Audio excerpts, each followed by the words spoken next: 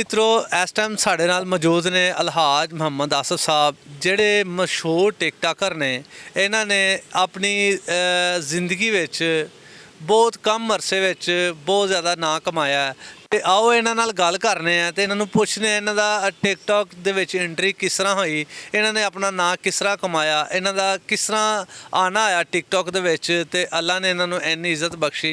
ते एह् कोई वाहियात वीडियो भी नहीं बनाते, बड़ी सिंपल जी और फनी जी वीडियो बनाते हैं। तो सोचने इन्हां नूं आइडिए कित्थों आते हैं। तो आओ गल करने अलहाज मुहम्मद आसिफ साहब। भाई साहब मैं नवी कुड़ी सैट की है ते मैनू समझ नहीं आ रही ओनू मैं किस नाम तो पुकारा, जानू कवा, बाबू कवा, सोना कवा, परी कवा, राजकुमारी कवा, की कवा। ओ यार तू सादा जिहा बंदा ओनू भावें बाजी कह लै।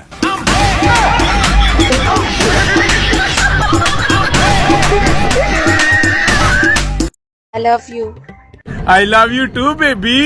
अच्छा जान, मैं ना एक हफ्ते तक ऑनलाइन नहीं आ पाऊंगी क्योंकि ना मेरा रिचार्ज खत्म हो गया है। चंगा तरीका ही भीख मंगन दा।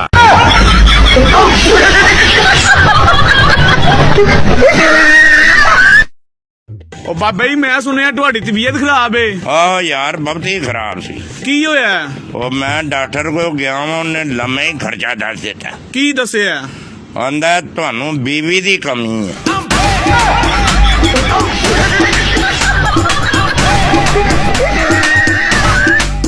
अस्सलाम वालेकुम। वालेकुम अस्सलाम व रहमतुल्लाहि व बरकातहू। हाजी साहब तुसी टिकटॉक का आगाज़ किस तरह किया?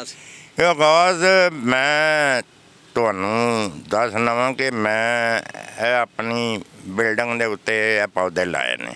ਇਹ ਮੈਂ ਖੁਦ ਲਾਏ ਨੇ। ਅਤੇ ਇੱਕ ਬੰਦਾ ਮੈਨੂੰ ਮਿਲਿਆ ਸੀ, ਉਹ ਆਂਦਾ ਸੀ ਇਹ ਲਾਓ ਪੌਦੇ, ਇਹ ਪਤਾ ਹਜ਼ੂਰ ਦਾ ਅੱਲਾ ਦਾ ਜ਼ਿਕਰ ਕਰਦਾ ਮਾਸ਼ਾਅੱਲਾ, ਅਤੇ ਇਹ ਤੁਹਾਡੇ ਅਕਾਊਂਟ 'ਚ ਮੁਫ਼ਤ ਦੀਆਂ ਨੇਕੀਆਂ ਆਉਂਦੀ। ਮੈਂ ਕਿਹਾ ਲਓ। मैं मिस्त्री मेरे को लगे सा, मैं आख्या बना दो क्यारियाँ। अच्छा। तो क्यारियाँ बना दित्तियां, मिट्टी लिया के पौधे फिर ला दिते मैं। तो यह वेखो जंगल ही लगता पाया। हाँ जी। तो मैं असर तो बाद आके ना इन्हों गोडी भी करना वा, पानी भी देना वा। अच्छा। बच्चे अंगर इन्हों मैं रखे। तो अल्लाह तुहाडा भला करे। ये मुंडिया ने मेरे को आए टिकटॉकर। अच्छा। तो इन्हें कमरा लिया मेरे को फ्लैट किराए दे। तो ये उत्ते आके ना तो रोज़ वीडियो बनान करन। तो मैनू उदों नहीं थी पता कि टिकटॉक की है की नहीं, मैं नहीं समझदा हुंदा। तो इन्होंने मैं आख्या मुंडे वो आए हो, मैनू मेरी भी कोई फोटो बनाओ। आंदे ने अच्छा फारग हो के बनाने। वो फारग हो के तो थले नस जान करन, मैं आवाज मारनी होर तेज़ हो के निकल जान करन। तो मैं फिर चुप कर रहा। 4-5 महीने तो बाद इन्हों आपे ख्याल आ गया। तो एक दिन आके आंदे ने हाजी साहब तुहाडे नाल एक वीडियो बनानी है। मैं कहा बना लो, मैं किहड़ा मना कीता तुहानूं। वो सी वीडियो पहली,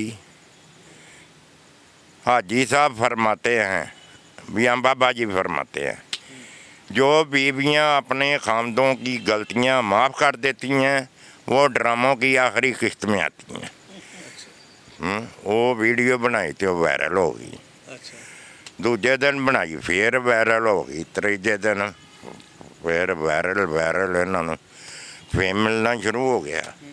तो फिर सारे ही मुंडे बनान लग पे मेरे नाल, बाहरों भी आके बना ले। ये आखन बनाया ना करो दूजे नाल, दूजे किसी नाल ना बनाओ, मैं सिर्फ मेरे नाल। मैं आख्या बनाई जाओ, कोई गल नहीं। तो मेरे को बाहरों भी आउंदा कुछ तो मैं बना देना। भावें इत्थों पिछली गली का ही हो तो आखे मैं सियालकोटों आया वहाँ, तो मैनू बना दो, मैं बना ला। हाँ, बड़ी अच्छी गल है। अच्छा बाबा जी, तुहां इस टिकटॉक का आगाज़ कितनी देर होई कीते? ये कोई 1.5-2 साल ही होए ने। अच्छा। तो उंज मेरा ਟਿਕਟਾਕ ਤੇ ਅਕਾਊਂਟ ਕੋਈ ਜ਼ਿਆਦਾ ਨਹੀਂ ਫਾਲੋਅਰ।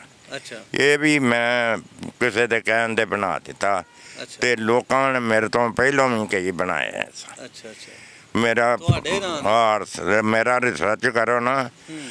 ਤੇ ਤੁਹਾਨੂੰ ਸੈਂਕੜਿਆਂ ਦੇ ਹਿਸਾਬ ਨਾਲ ਹਾਜੀ ਸਾਹਿਬ ਨਜ਼ਰ ਆਉਂਦਾ। ਤੁਸੀਂ ਜਿਹੜਾ ਤੁਹਾਡਾ ਅਫੀਸ਼ੀਅਲ ਅਕਾਊਂਟ ਹੈ ਨਾ ਉਹ ਤੁਸੀਂ ਬੋਲੋ, ਤੁਹਾਡੀ ਸਕਰੀਨ ਤੇ ਚੱਲੇਗਾ ਤੇ ਲੋਕ ਇਹ search ਹਾਜੀ ਸਾਹਿਬ 522 ਇਹ ਟਿਕਟਾਕ ਦਾ ਹੈ ਤੇ ਅੱਲਾ ਤੁਹਾਡਾ ਭਲਾ ਕਰੇ।